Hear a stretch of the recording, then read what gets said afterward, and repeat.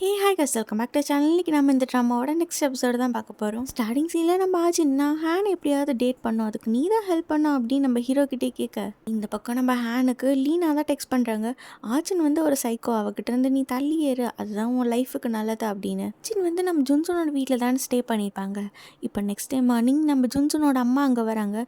ஆச்சினை பார்த்ததும் செம்ம காண்டாயிடுறாங்க. நீ எதுக்காக ஜுன்சனோட ட்ரெஸ் போட்டிருக்க அப்படின்னு சொல்லிட்டு நம்ம ஆச்சினை போட்டு பயங்கரமாக திட்ட, ஒழுங்காக என்கிட்ட பார்த்து பேசுங்க, நான் ஒன்றும் பழைய ஆஜின் கிடையாது, என்னை மிரட்டி அடித்து பயம்படுத்துறதுக்கு அப்படின்னு நம்ம ஆஜின் சொல்ல, உன்னோட இந்த அழகான மூஞ்சை வச்சு நீ கொஞ்சம் ஃப்ரேம் வாங்கி கொஞ்சம் காசு சம்பாரிச்சிட்டா நீ பழைய ஆஜின் இல்லைன்னு ஆயிருமா? நீ என்னென்ன வேலை பண்ணி இந்த இடத்துக்கு வந்தேன்னு எனக்கு நல்லா தெரியும். பேரண்ட்ஸு கொன்னது, நீ இன்னும் என்னென்ன க்ரைம் பண்ணியிருக்கேன்னு எல்லாமே எனக்கு தெரியும். நான் அதை வெளியில் சொன்னால் உன்னோட கரியரே போயிடும். ஒழுங்காக என் பையன்கிட்ட இருந்து தள்ளி ஏறு, இல்லைன்னா அவ்வளோதான் அப்படின்னு அவங்க மிரட்ட, நம்ம ஆஜினை அதுக்கு நக்கலாக ரிப்ளை பண்ண உடனே நம்ம ஹீரோட அம்மா ஆஜினை போட்டு அடிக்க ஆரம்பிச்சிடுறாங்க. கரெக்டாக அந்த டைம்னு பார்த்து நம்ம ஜுன்சு வந்து அவங்க அம்மாவை தள்ளி விட்டுறாங்க. தியா ஜுன்சு, இப்போ வரைக்கும் உங்கள் அம்மா என்னை ஹர்ட் பண்ணணுன்னு தான் நினைக்கிறாங்க அப்படின்னு சொல்லிட்டு ஆஜின் அந்த இடத்த விட்டு போக, கட் பண்ண அடுத்த சீன் இப்போ நம்ம ஆஜினுக்கும் ஹேனுக்கும் ஷூட்டிங் தான் நடந்துட்டுருக்கு. ஷூட்டிங்கெல்லாம் முடிஞ்சதுக்கப்புறம் நம்ம ஆஜின் கிளம்ப, அப்போ நம்ம ஹேன் வந்து சொல்கிறாங்க, நான் உங்ககிட்ட ஒரு 2 மினிட்ஸ் பேசலாமா அப்படின்னு. இவ்வளோ பெரிய ஸ்டார் ஆகிறதுக்கு முன்னாடி நான் ஒரு ஜூனியர் ஆர்டிஸ்ட்டாக தான் ஒர்க் பண்ணிகிட்டு இருந்தேன். அப்போ என்னோடய சீனியருக்கு ஒரு ஃபேன் பாய் வந்து ஒரு சாக்லேட் கொடுத்தாங்க. அதில் கேஷ்யூ நட்ஸ் எல்லாம் இருக்கும். நட்ஸ் சாப்பிட்டா அவருக்கு அலர்ஜின்னு எனக்கு தெரியும், இருந்தாலும் அதை பார்த்தும் நான் எதுவும் சொல்லாமல் இருந்தேன். அது சாப்பிட்டா அவருக்கு உடம்பு சரியில்லாமல் போயிடுச்சு. இப்போ அவர் டவுன் ஆனதுனால தான் நான் அவரோட பிளேஸ்க்கு வந்து இவ்வளோ பெரிய ஸ்டாராக இருக்கேன். நான் சின்ன வயசில் பண்ண தப்பு இப்போ நீயும் பண்ணாத. ஒரு சீனியராக நான் உனக்கு எல்லா கைடன்ஸும் தருவேன். என்ன மாதிரி நீ ஏதாவது ஒரு தப்பு பண்ணி லைஃப் லாங் ரொம்ப கில்ட்டியாக ஃபீல் பண்ணாத. அடுத்த சீன்லேயே நம்ம ஆஜினுக்கு அந்த போலீஸ் ஆஃபீஸர்கிட்டேருந்து கால் வர, அவங்க ஒரு ப்ரைவேட் கிளப்பில் நம்ம ஆஜினை வந்து மீட் பண்ண சொல்கிறாங்க. ஆக்சுவலாக அந்த இடத்துல தான் நம்ம ஹேனா உங்கள் ஃப்ரெண்ட்ஸோட பார்ட்டி பண்ணிகிட்டு இருப்பாங்க. ஆஜின் வந்து விஐபி ரூம்குள்ளே போகிறத நம்ம ஹேனை தூரத்துலேருந்து பார்த்துட்றாங்க. அந்த விஐபி ரூம்குள்ளே போனால் அங்கே இருக்க எல்லாருமே ட்ரக்ஸ் சாப்பிட்டுட்டு பயங்கரமாக போதையில் இருக்க, இந்த போலீஸ் வந்து மறுபடியும் நம்ம ஆஜின் கால் பண்ணுறாங்க.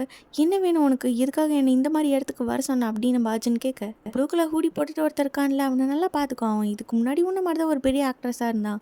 ஆனால் அவனோட பாஸ்ட் சீக்ரெட்ஸ் எல்லாம் வெளில தெரிஞ்சதுக்கப்புறம் அவன் இந்த மாதிரி ஒரு ட்ரக் அடிக்ட் ஆகிட்டான். நீயும் ஃப்யூச்சரில் இந்த மாதிரி தான் ஆக போகிற, உன்னை பற்றின சீக்ரெட்ஸ் எல்லாத்தையுமே நான் வெளில கொண்டு தான் வர போகிறேன் அப்படின்னு சொல்ல, ஹீரோனா அந்த விஐபி ரூம்லேருந்து வெளில வர கரெக்டாக ஹேண்ட் வந்து அவங்களை பிடிச்சிடுறாங்க. அடுத்த சீனில் கேட்குறாங்க, நீ அந்த இடத்துல என்ன பண்ணிகிட்ருக்க, இங்கே வந்தது நம்ம பாஸ்க்கு தெரியுமா அப்படின்னு கேட்க, நம்ம ஹீரோனால் எதுவும் பேச முடியல. ஒழுங்காக என் காரை விட்டு வெளில போ அப்படின்னு சொல்லிட்டு ஹேன் அந்த இடத்த விட்டு போயிடுறாங்க. சரி, நம்ம ஹேனுக்கு வந்து அவங்களோட பாஸ் ஒரு வேலை கொடுக்குறாங்க. நம்ம ஆச்சினை எப்போவுமே டார்ச்சர் பண்ணிகிட்டு இருக்க அந்த போலீஸ், அவரை பற்றின இன்ஃபர்மேஷன் எல்லாத்தையுமே கொண்டு வந்து கொடுக்கணும். ஆனால் ஒருத்தர் ஸ்டாக் பண்ணுறது இல்லீகலான வேலையாச்சு அப்படின்னு சொல்ல, ஆனால் இது பண்ணால் நமக்கு நிறைய பணம் கிடைக்கும் அப்படின்னு சொல்கிறாங்க. இந்த சீனில் நம்ம ஜேஹோ அந்த போலீஸ் வந்து ரெகுலராக சாப்பிட்ற ரெஸ்டாரண்ட்டில் அவங்களுக்காக வெயிட் பண்ணிருக்காங்க. அவர் சாப்பிட்றப்ப தெரியாமல் அவரோட சூப்பை கொட்டி விட்டுற, அவர் போய் ட்ரெஸ்ஸை க்ளீன் பண்ணுற கேப்பில் அவரோட ஃபோனை எடுத்து மாற்றி வச்சிடுறாங்க. வெறும் ஜேஹோட ஃபோன் தான் அவரோட ஃபோன் நினச்சி எடுத்துகிட்டு போயிடுறாங்க. அதுக்குள்ளார அவரோட ஃபோனில் இருக்க டேட்டாஸ் எல்லாத்தையுமே நம்ம ஜேஹோ வந்து எடுத்துடுறாங்க. ரிட்டன் வந்ததுக்கப்புறம் தெரியாமல் நீங்கள் மாற்றி என்னோடய ஃபோனை எடுத்துகிட்டு போயிட்டீங்க அப்படின்னு சொல்லி கொடுத்துற, போலீஸோட ஃபோன் ஓப்பன் பண்ணி பார்க்குறப்ப அதில் நம்ம ஆஜினை பற்றின டீட்டெயில்ஸ் எல்லாம் இருக்குது. இதெல்லாம் யார் கேட்டா அப்படின்னு அவங்க பாஸ் கிட்ட கேட்க, அப்போ நம்ம ஜுன்சு தான் இதெல்லாம் கேட்டிருக்காங்கன்னு தெரிய வருது. சீன்லேயே நம்ம ஜேஹோ வந்து ஜுன்சுவை பார்க்குறாங்க. ஜிந்தாவளோட அப்பாவை சாவடிச்சாலா, இதெல்லாம் உண்மையா அப்படின்னு கேட்க, அதெல்லாம் எதுவும் இல்லை, அவங்க அப்பாவை சாகடிச்ச உண்மையான குற்றவாளி ஜெயிலில் தான் இருக்கான், அவனை காப்பாற்றணுங்கிறதுக்காக இந்த போலீஸ் ஆஃபீஸர் வேணும்னே அவளை ஜெயிலில் தள்ளலான்னு பார்க்குறாங்க. ஆஜினை உள்ள தள்ளணுங்கிறதுக்காக அந்த போலீஸ் ஆஃபீஸர் பேசின ரெக்கார்டிங்ஸ் எல்லாம் நம்ம ஹீரோ வந்து ஜேஹோக்கு போட்டு காட்டுறாங்க. ஜெயிலுக்கெல்லாம் போயிருக்கா, நீ அவளை காப்பாற்றாமல் என்ன பண்ணிருந்தா அப்படின்னு சொல்லி இவங்க 2 பேரும் இங்கே ஆர்கியூமெண்ட் பண்ணிட்டு இருக்க. நெக்ஸ்ட் டே வந்து நம்ம ஜுன்சுவை பார்க்க ஜேஹோ அவங்க வீட்டுக்கு வராங்க. எப்படி இருக்க ஜேஹோ, பார்த்து ரொம்ப நாள் ஆச்சு அப்படின்னு நம்ம ஆஜின்னு சொல்ல, உடனே ஜேஹோ வந்து ஆஜினை ஹக் பண்ணிக்கிறாங்க. இத்தனை வருஷமா நம்ம ஜேஹோ ஜெயிலில் என்ன பண்ணிட்டு இருந்தாங்க, வெளியில் வந்து என்ன பண்ணிட்டு இருக்காங்கன்னு சொல்லி எல்லா கதையும் ஆஜின் கிட்ட சொல்லிட்டு இருக்காங்க. அப்படியே கொஞ்சம் கொஞ்சமாக நம்ம ஆஜினை சிரிக்கவும் வச்சிடுறாங்க. இத்தனை வருஷம் கழிச்சு நம்ம ஆஜினும் மனசை விட்டு சிரிக்க, இது எல்லாத்தையுமே நம்ம ஹீரோவும் பார்த்து ரசிச்சுட்டு இருக்காங்க.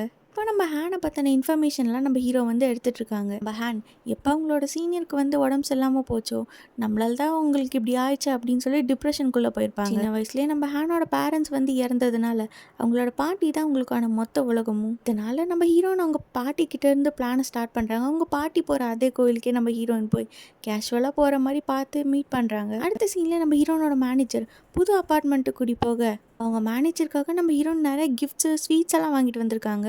இதெல்லாம் பக்கத்து வீட்டுக்காரங்களுக்கு குடுக்கலாம் அப்படின்னு சொல்லிட்டு நம்ம ஆஜின் எடுத்துட்டு மேல போறாங்க. ஆக்சுவலா ஹானோட பாட்டி அதே அபார்ட்மெண்ட்ல இருப்பாங்கன்னு தெரியும். அதுக்காக தான் நம்ம ஆஜின் இந்த மாதிரி ஒரு பிளான் போட்டு வர, ஃப்ரெண்ட் இங்க குடி வந்திருக்கா, அதனால இந்தாங்க ஸ்வீட்ஸ் அப்படின்னு எடுத்து கொடுக்க. நம்ம அன்னைக்கு கோயில்ல மீட் பண்ணோம்லம்மா, நீ ஆஜின் தானே?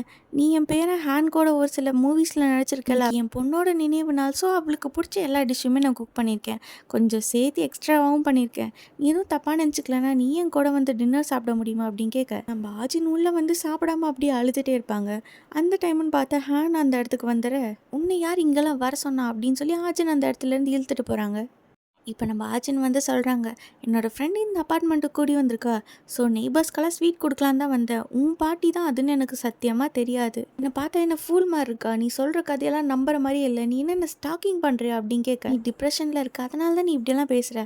ஆஸ் அ பர்சனாக எனக்கு உன்னை ரொம்ப பிடிக்கும். நீ என்னை புரிஞ்சுக்கவே மாட்டேங்கிற அப்படின்னு நம்ம ஆஜின் எவ்வளவோ கன்வின்ஸ் பண்ண ட்ரை பண்ணுறாங்க. ஆனால் எனக்கு உன்னை பார்க்கவே பிடிக்கல. இனிமேட்டு என் மூஞ்சிலே முழிக்காத அப்படின்னு சொல்லி ஹேண்ட் சொல்ல, நம்ம ஆஜின் அந்த இடத்த விட்டு போயிடுறாங்க. இப்போ வீட்டுக்கு வந்து தான் அங்கே நடந்து எல்லாத்தையுமே நம்ம ஹீரோ கிட்ட சொல்லிட்டு இருக்க, அடுத்த சீனில் நம்ம ஹேனோட பாட்டி வந்து சொல்கிறாங்க, அந்த பொண்ணை நான் தான் வீட்டுக்கு சாப்பிட இன்வைட் பண்ணேன். அவள் நம்மளோட கெஸ்ட்டை, நீ இந்த மாதிரிலாம் பிஹேவ் பண்ணக்கூடாது. நாளைக்கு அவளை மீட் பண்ண மறக்காமல் ஒழுங்காக சாரி சொல்ல அவகிட்ட. அடுத்த சீனில் நம்ம ஹேனோட மேனேஜர் கிட்ட ஆஜின் வந்து சொல்கிறாங்க, என்ன பிரச்சனை வந்தாலும் நான் பார்த்துக்கிறேன், நீ ஒழுங்காக சொன்னதை மட்டும் செய் அப்படின்னு. இப்போ நம்ம ஹேன் வந்து அவங்களோட சீனியரை தான் மீட் பண்ண வந்திருப்பாங்க. நான் ஒரு சின்னதாக கெஃபே வச்சு நடத்தி ரொம்ப லைஃபாக ஹாப்பியாக வாழ்ந்துட்டுருக்கேன். ஆக்சுவலாக உங்ககிட்ட ஒரு உண்மையை சொல்லணும். அன்றைக்கி என்னோட ஃபேன்ஸ் கொடுத்ததில் நட்ஸ் இருந்துச்சுன்னு எனக்கு தெரியும். இந்த மாதிரி செலிப்ரிட்டியாக வாழ்ந்து எனக்கு ரொம்ப போர் அடிச்சிருச்சு. இது ரொம்ப ஹெட்டேக்காக இருக்குது. அதனால நான் வேணும்னே தான் அதை சாப்பிட்டேன். எனக்கு நட்ஸ்னால் அலர்ஜி. நீ அதை பார்த்து எதுவும் சொல்லணும்னு எனக்கு தெரியும். இருந்தாலும் நான் தான் வேணும்னே ஒரு மூவி நீ பண்ணுறப்போ உனக்கு டெக்ஸ்ட் பண்ணுறது, கால் பண்ணுறது எல்லாம் பண்ணிருந்தேன். இப்போ கூட நான் ஏன் உங்ககிட்ட இதெல்லாம் சொல்கிறேன்னா, அந்த பொண்ணு ஆஜின், அவள் தான் உன்னை நினச்சி ரொம்ப ஃபீல் பண்ணுறா. அவள் தான் என்னை உங்ககிட்ட ஒரு வாட்டி பேச சொன்னா, நீ என்னை நினச்சி ரொம்ப கில்ட்டியாக ஃபீல் பண்ணுற அப்படின்னு அவர் சொல்ல, சீனில் ஹேண்ட் வந்து அவங்களோட பாஸை பார்க்க வந்திருக்காங்க. இனிமேட்டு நான் ஆஜின் கூட சேர்ந்து ட்ராமாவோ மூவியோ எதுவுமே நடிக்க மாட்டேன். அவள் என்னோட பர்சனல் பிஸ்னஸ்லலாம் இன்வால்வ் ஆகுறா. தயவு செஞ்சு அவளை என்னை விட்டு தள்ளியே இருக்க சொல்லுங்கள். அது மட்டும் இல்லாமல் எனக்கும் லீனாக்கும் பிரேக்கப்னு சொல்லி அஃபிஷியலாக அனௌன்ஸ் பண்ணுங்க அப்படின்னு சொல்ல, இப்போ நெக்ஸ்ட் டே நம்ம ஆஜினை டிஸ்டர்ப் பண்ணுற அந்த போலீஸ் ஆஃபீஸரை ஜேஹோவும் ஜுன்சோவும் பிடிச்சிடுறாங்க. அவங்க 2 பேரும் இப்போ அந்த போலீஸ் ஆஃபீஸரை மிரட்டிட்டு இருக்க, இந்த பக்கம் நம்ம லீனாவை தான் காட்டுறாங்க. லீனா தனியாக ஒரு ஏஜென்ட்டை வச்சு நம்ம ஆஜினை பற்றி ஏதாவது இன்ஃபர்மேஷன் கிடைக்குமா அப்படின்னு சொல்லி தேடிட்டு இருக்காங்க. கட் பண்ண அடுத்த சீன் இப்போ நம்ம ஜேஹோ வந்து ஹீரோ கிட்ட கேட்குறாங்க, ஆஜின் வந்து அந்த ஹேனை டேட் பண்ண போகிறாளாமே, அது உனக்கு தெரியுமா அப்படின்னு கேட்க, ஆமாம் எனக்கு தெரியும், இதில் என்ன இருக்குது, நான் மட்டும் உன்னோட இடத்துல இருந்திருந்தேன்னா அப்படின்னு நம்ம ஜேஹோ சொல்ல வராங்க.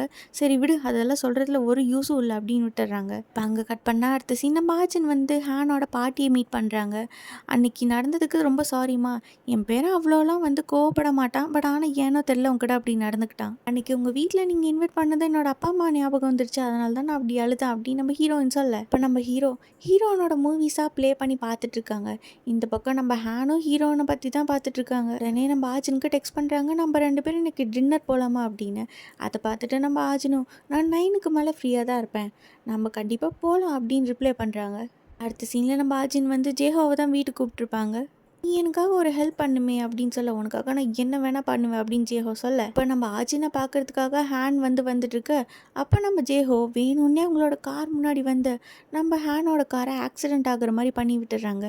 உடனே ஹேனும் வெளில வந்து, உங்களுக்கு எதுவும் ஆகலையே, நான் தெரியாமல் ஆக்சிடென்ட் பண்ணிட்டேன் அப்படின்னு சொல்லி சாரி கேட்க, ஆமாம் இருங்க, நீங்கள் பெரிய ஸ்டார் ஆச்சே, உங்களுக்கு எதுவும் ஆகலையே, அச்சச்சோ உங்கள் கார் வேறு ரொம்ப டேமேஜ் ஆகிடுச்சா, எல்லாமே என்னால் தானே அப்படின்னு சொல்லி ரொம்ப ஃபீல் பண்ணேன். இந்த பக்கம் நம்ம ஆஜின் ரெஸ்டாரண்ட்டில் தனியாக வெயிட் பண்ணிருக்காங்க. இன்னும் நம்ம ஆஜின் கால் பண்ணலான்னு சொல்லி ஃபோன் எடுக்க, நீங்கள் யார் கால் பண்ணுறீங்க அப்படின்னு சொல்லி நம்ம ஜேஹோ ஃபோன் வாங்க ட்ரை பண்ண, அது ட்ரைனேஜ்குள்ளார விழுந்துடுது.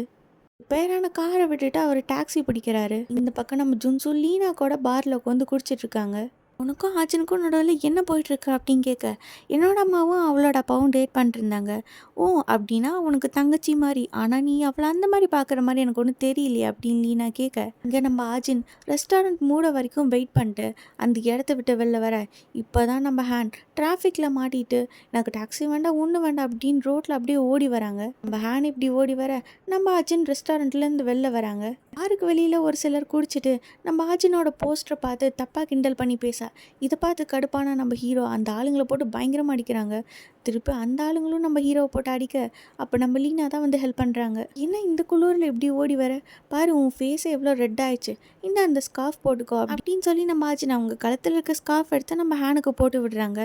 இதை பார்த்ததும் ஹேன் வந்து நம்ம ஆஜினை கிஸ் பண்ணிடுறாங்க. இந்த பக்கம் நம்ம ஜுன்சு ஆஜினுக்காக அவங்களோட லைஃபே தொலைச்சிட்டு ரோட்டில் போகிற வரவங்க கிட்டலாம் அடி வாங்கி கஷ்டப்பட்டுட்டு இருக்க நம்ம ஆஜினா நம்மளோட பிளான் வந்து சக்ஸஸ் ஆயிடுச்சு, நினச்ச மாதிரியே ஹேனுக்கும் இப்போ நம்மளை பிடிச்சிருக்கு அப்படின்னு சொல்லி நம்ம ஆஜினும் ஹேனை கிஸ் பண்ண இதோட இந்த எபிசோட் முடியுது.